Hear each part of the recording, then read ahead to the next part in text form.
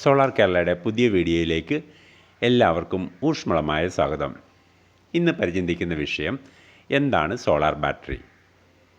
Solar battery എന്ന് പറഞ്ഞു കഴിഞ്ഞാൽ സോളാർ ഇൻവെർട്ടറിന് അനുയോജ്യമായ ചാർജിങ്ങും ഡിസ്ചാർജിങ്ങും നൽകുന്ന ബാറ്ററി എന്നാണ് അർത്ഥം. ആദ്യം തന്നെ ഒരു സോളാർ ബാറ്ററിയും ഇൻവെർട്ടർ ബാറ്ററിയും തമ്മിലുള്ള വ്യത്യാസം എന്താണെന്ന് നമുക്ക് നോക്കാം.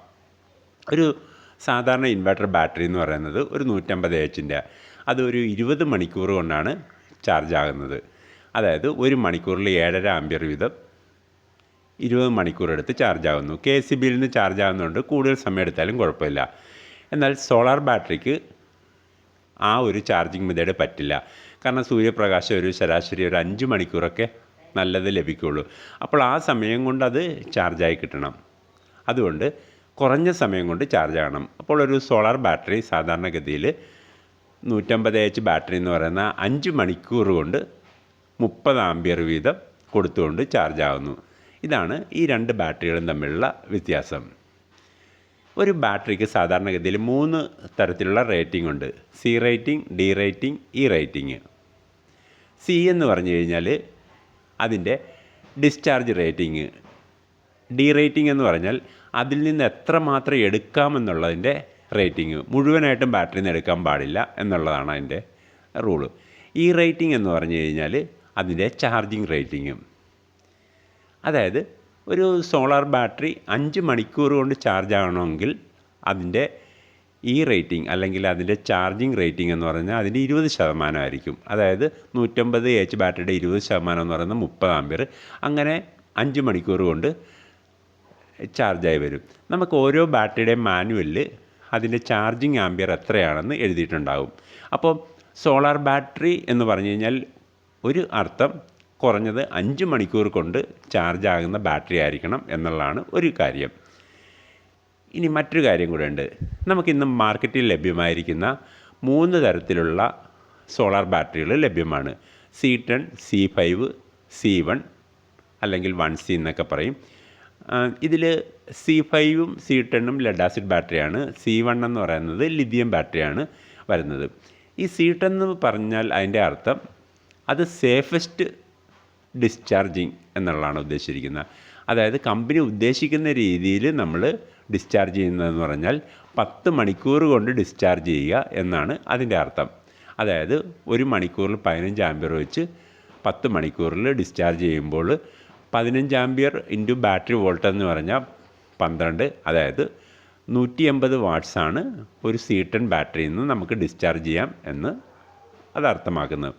ഇതെങ്ങനെയാണ് നമ്മൾ തിരഞ്ഞെടുക്കുന്നത്? ഈ ബാറ്ററി C1 വേണോ, C10 വേണോ, C5 വേണോ എന്ന്? അതായത് നമ്മളിപ്പോൾ ഒരു കിലോ വാട്ടിൻ്റെ ഇൻവെർട്ടർ ഉണ്ട്. നമ്മൾ ഒരു ബാറ്ററിയാണ് കണക്ട് ചെയ്തിരിക്കുന്നത്.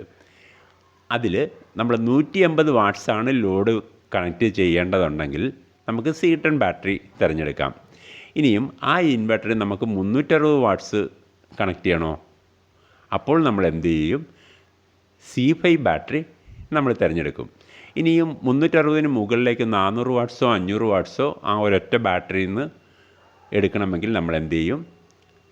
C1 അല്ലെങ്കിൽ 1C ബാറ്ററിയിലേക്ക് തിരിയും. അതായത് ലിഥിയം ബാറ്ററി നമ്മളെടുക്കും. അതായത് നമുക്ക് ബാറ്ററിയുടെ ഡിസ്ചാർജിങ് എല്ലായ്പ്പോഴും കൂടുതലുള്ളത് ഈ C1 ബാറ്ററിക്കായിരിക്കും. C10, C5ക്ക് എപ്പോഴും ഡിസ്ചാർജിങ് കുറവായിരിക്കും. അതുകൊണ്ടാണ് ലിഥിയം ബാറ്ററി കൂടുതൽ ആളുകളും സോളാറിന് വേണ്ടി ചൂസ് ചെയ്യുന്നത്. ഇനിയും ബാറ്ററിയുടെ ലെഡ് ആസിഡ് ബാറ്ററിക്ക് മറ്റൊരു കാര്യം കൂടെ ഉണ്ട്. ഈ ബാറ്ററിയിൽ നിന്ന് എടുക്കാവുന്നതിൻ്റെ അളവ്, അതിന് ഡെപ്ത് ഓഫ് ഡിസ്ചാർജ് എന്ന് പറയുന്ന, അതായത് ഒരു ബാറ്ററിയിൽ 100% അതിൽ നിന്ന് എടുക്കാൻ പാടില്ല. കമ്പനി പറയുന്ന 55% എടുക്കാവൂ എന്നുള്ളതാണ്. അതായത് ഒരു 150 എച്ച് ബാറ്ററി ആണെങ്കിൽ 1 യൂണിറ്റൊക്കെ നമുക്ക് അതിൽ നിന്ന് എടുക്കാവുള്ളൂ എന്നാണ് അതിൻ്റെ അർത്ഥം. അതിനകത്ത് മിച്ചം കാണണം. എന്നാൽ ലിഥിയം ബാറ്ററിക്കുള്ളൊരു പ്രത്യേകത, ഇതിൻ്റെ DOD ഡെപ്ത് ഓഫ് ഡിസ്ചാർജ് 80%, 90% അതുകൊണ്ട് കൂടുതൽ ഡിസ്ചാർജിങ് ലിഥിയം ബാറ്ററിയിൽ നമുക്ക് നടക്കും. അപ്പോൾ ഒരു വ്യത്യാസമുള്ളത് ലെഡ് ആസിഡും ലിഥിയം തമ്മിൽ. ലിഥിയം ബാറ്ററിയുടെ കപ്പാസിറ്റി എത്രയാണോ അതിൻ്റെ 90% എടുക്കാം. ലെഡ് ആസിഡ് ബാറ്ററിയുടെ ഇതിൻ്റെ ഒരു 55% നമുക്ക് എടുക്കാൻ പറ്റുള്ളൂ. അതിൽ നിന്ന് നമുക്ക് മനസ്സിലാക്കാവുന്ന ഒരു കാര്യമുണ്ട്. എല്ലാ സീട്ടൺ ബാറ്ററി എന്താണ് സോളാർ ബാറ്ററി അല്ല. എന്നാൽ ലിഥിയം ബാറ്ററി ഭൂരിഭാഗവും ഒരു സോളാർ ബാറ്ററിയാണ്. അപ്പോൾ നമുക്ക് സോളാർ ബാറ്ററി എന്ന് പറയുമ്പോൾ അതിൻ്റെ charging, discharging, depth of discharge, ഈ കാര്യങ്ങളെല്ലാം അനുകൂലമായ ബാറ്ററിയാണ്. ഈ വീഡിയോ കാണുമ്പം നിങ്ങളൊരു പക്ഷേ ചിന്തിക്കും, സാധാരണ ആൾ പറയുന്നത് വ്യത്യസ്തമായൊരു കാര്യമാണല്ലോ എന്ന്. ഇന്ന് കേരളത്തിൽ ഭൂരിഭാഗം ഓഫ് ഗ്രിഡ് പ്ലാന്റുകളും കംപ്ലൈൻറ്റുകളാണ്. അതിൻ്റെ കാരണം ഈ ബാറ്ററി ഇതിൻ്റെ റേറ്റിംഗ് നോക്കി കണക്ട് ചെയ്യാത്തതുകൊണ്ടാണ്. അതുമാത്രമല്ല, കേരളത്തിൽ ബാറ്ററിയെക്കുറിച്ച് എക്സ്പീരിയൻസ് ആയിട്ടുള്ള ആളുകൾ വളരെ കുറവാണ്. നിങ്ങൾ അങ്ങനെയുള്ള ആളുകളോട് ഈ വിവരങ്ങളെക്കുറിച്ച് ചോദിക്കുവാണെങ്കിൽ ഈ കാര്യങ്ങളുടെ rating, C rating, D rating, E rating എന്താണെന്ന് കൃത്യമായി പറഞ്ഞു തരും. നിങ്ങൾക്ക് ഈ വീഡിയോ ലഭിക്കുന്നത് സോളാർ ടെക് ട്രെയിനിങ് അക്കാദമിയിൽ നിന്നാണ്.